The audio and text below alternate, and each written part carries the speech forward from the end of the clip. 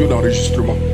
Donc quand il vient d'abord là, tu regardes le test et posez-vous des questions. Est-ce que le test, la composition qu'il vient faire là, est-ce que ça va pas enfreindre à la loi ou bien ça va pas nous faire, ça va pas nous créer problème?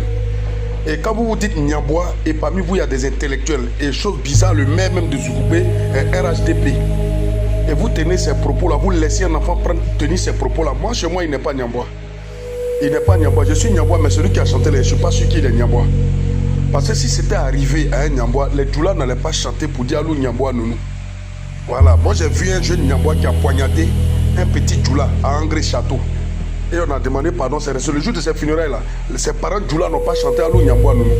Le petit est en prison pour 3 ans aujourd'hui. Vous comprenez, non?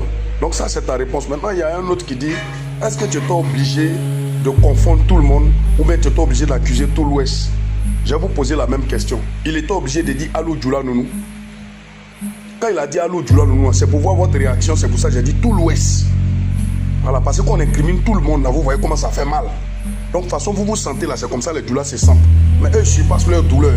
Ils dansent avec, ils font challenge avec pour rendre grand l'artiste. Mais n'oubliez pas qu'il y a arrestation derrière ça. Parce qu'ils vont l'interpeller et ils vont lui poser des questions. Voilà, allô Djoula Nounou là. C'est pour ça que j'ai dit tout l'Ouest. C'est pour voir si ça va vous faire mal. Parce que de un, c'est même pas un Djoula, c'est un Burkinabé. Parce que V12, je connais très bien V12. V12, tous ceux qui y habitent, qu'on appelle Djoula, Boukati Djoula, c'est des Mossi eux tous. Il n'y a pas de Djoula là-bas. C'est des Burkinabés eux tous. Ils sont en train de se donner un genre. Voilà, et c'est leur comportement. Maintenant, pourquoi vous ne voulez pas qu'on en parle? Parce que si on parle, vous ne voulez pas dire le nom des Burkinabés. Pourquoi? Parce que si vous dites le nom des Burkinabés, ils vont dire votre frère Gbagbo même supporte les Burkinabés, le Burkina actuel. Donc pour vous, si vous avez dit Burkinabé, c'est Van Gbagbo l'avait dit populaire. Gbagbo, son parti politique et les opposants. Donc c'est pour cela que vous faites tout pour accuser les Djoula. Mais les Djoula vont toujours se défendre de façon responsable et de façon intellectuelle. Sur ce, je voudrais vous dire merci et prenez la peine d'écouter le message et prenez la peine d'écouter mon message au lieu de sortir dans tant de commentaires qui apprécient ma sortie et venez vous faire ridiculiser. Voilà.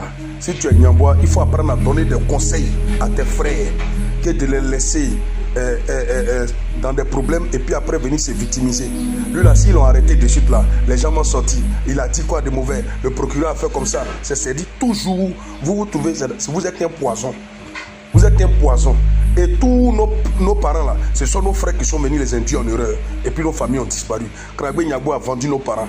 Gbagbo est venu vendre nos parents. Et toujours c'est comme ça. On détruit notre région, notre population.